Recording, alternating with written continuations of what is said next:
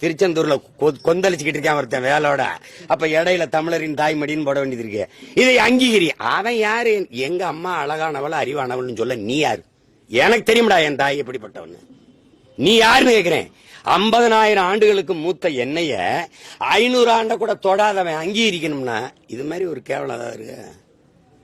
சில மொழி பிறந்து சிறக்கும். சிறந்தே பிறந்த மொழி என் மொழி. எல்லா மொழியும் மனிதனால பேசப்பட்டது.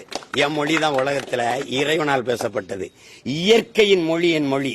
என்கிட்ட வந்து கற்பிக்காத. என் மொழி வந்து அதை அங்கீகரி, கீழடி அங்கீகரி அப்படின்னு. நீங்க 2 பேரும் சேர்ந்தாடா தோண்டின பொருளாந்தி கொண்டு பெங்களூர்ல வச்சவன் கீழடியில.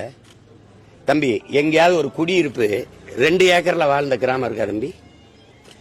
குறைஞ்சது 300-400 ஏக்கர்ல கூடி கூடி மக்கள் கூட்டம் கூட்டமா வாழுவான். நீ யார் 2 ஏக்கர்ல தோண்டிட்டு நிப்பாட்டிட்ட?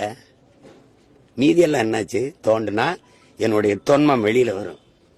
அப்பவே தொழிற்சாலை கட்டி வாழ்ந்திருக்கான், கழிவறை கட்டி வாழ்ந்திருக்கான், குளியலறை கட்டி வாழ்ந்திருக்கான், மண் குழாயில தண்ணீரை கொண்டு போய் சேர்த்திருக்கான். அதெல்லாம் தெரிய வந்துரும்ல. ஆதிச்சநல்லூர் ஏன் தோண்ட மாட்டேங்கிற? அவனுக்கு தெரியும் அவன் தமிழனுக்கு எந்த பெருமையும் கொடுத்துடக்கூடாதுன்ட்டு. இவ்வளவு காலம் விட்டுட்டு இப்பதான் கீழடி தமிழரின் தாய்மடின்னு தெரியுதா தம்பி? 6 மாசத்துல தேர்தல் வரும்போது